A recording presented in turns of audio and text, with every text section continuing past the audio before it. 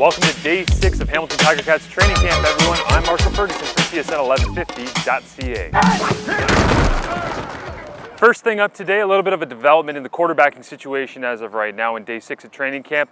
I would put Jacory Harris ahead of Jeff Matthews in terms of a pure passer. Now, a lot of people will say, well, Jeff has to be in that top 2. He's part of the conversation to become a starter.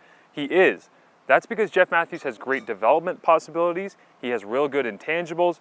But Jacory Harris, in terms of getting the ball out of his hand, has been superior thus far, in my opinion, throughout training camp. I think that he's looked better, and he's also still got that maneuverability where he can get outside the pocket and break and show his ability to have a skill set that's kind of similar to Jeremiah Masoli, which might help down the road in terms of developing an actual depth chart, whether you're looking at him being a starter or a backup, and whatever happens when Zach Collaros comes back, they've got great options, but Jeff Matthews right now needs to get the ball out of his hands. He's holding onto it too long, and you can guarantee yourself that the coaches notice as well. Now, part of Jeff Matthews not getting the ball out of his hands as quickly as he would like to might deal with our next point here on three-point conversion, and that has to deal with the veer being used. It's a unique system, and to describe it, I put a camera inside the Ticats offensive meeting room. They changed the color of their shirts just for this one time, but I think we got some great stuff. You be the judge.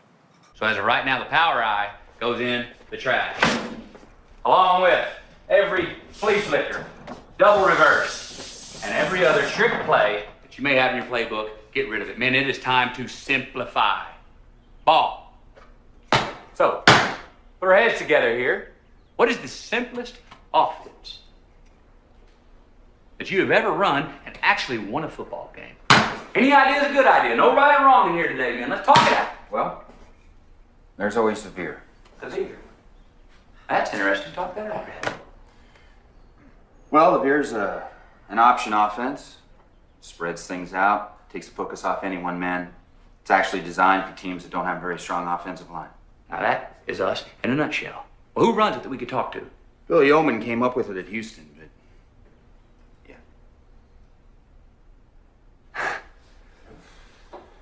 yeah. Jack, that's crazy.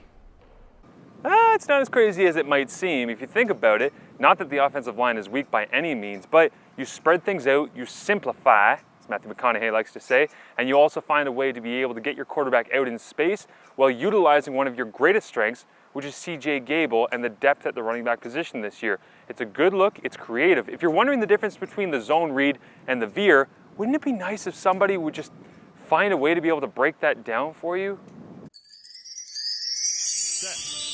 One of the keys to Masoli's success on Sunday against the Argonauts is running the inverted veer, which accomplishes the same thing as the zone read, but it operates a little bit differently. Basically what happens is, in the zone read, you have a quarterback having a running back run across his face. At that point, the defensive end has to choose. Does he stay wide and the running back takes the carry, or does he chase the running back down inside, at which point the quarterback pulls out? Now, the defensive end is still going to have to deal with a read in this situation, but what happens is, you put CJ Gable out at slot back instead of at his normal running back position, and he's going to run right across Masoli's face here in motion. He can almost take a carry because he's going to be running through that backfield. You put the defensive end in an awkward position because they have to decide whether or not they're going to widen or whether they're going to chase the quarterback on the inside. It's a different angle, and defensive ends aren't used to having to step away from the line of scrimmage. So innately what they do is take themselves out of the play many times by widening and taking away what they think is the right answer in the running back. But what happens for the Hamilton Tiger Cats when you do that? They pull Peter Diakowski around from his left guard position. He leads through the hole, and as the defensive end runs himself out of the play, you have Jeremiah Masoli gaining yards up through the inside. Here, Masoli perfectly executes an inverted veer read on the defensive end for a gain of 9 yards. Masoli ran the inverted veer with great success at Oregon and at Ole Miss, and the Ticats coaching staff clearly took notice. The veer, it's a great option. Should be a lot of fun to see whether or not they continue to use that in their offensive packages.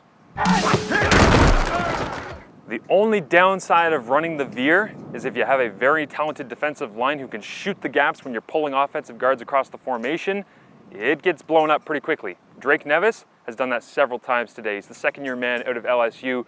He's been sensational throughout training camp. He's really stepping up into a leadership role with that defensive line as well. Even though he's not the biggest talker, he's having a real tangible impact on what the offense is able to do in 12-on-12 sessions. One-on-ones, he's looked pretty good, and anytime you're looking at the inside run section of practice, Drake Nevis is always very present. Ticats at Noon continues all next week from Ron Joyce Stadium here at McMaster University. For TSN 1150 and TSN1150.ca, I'm Marshall Ferguson.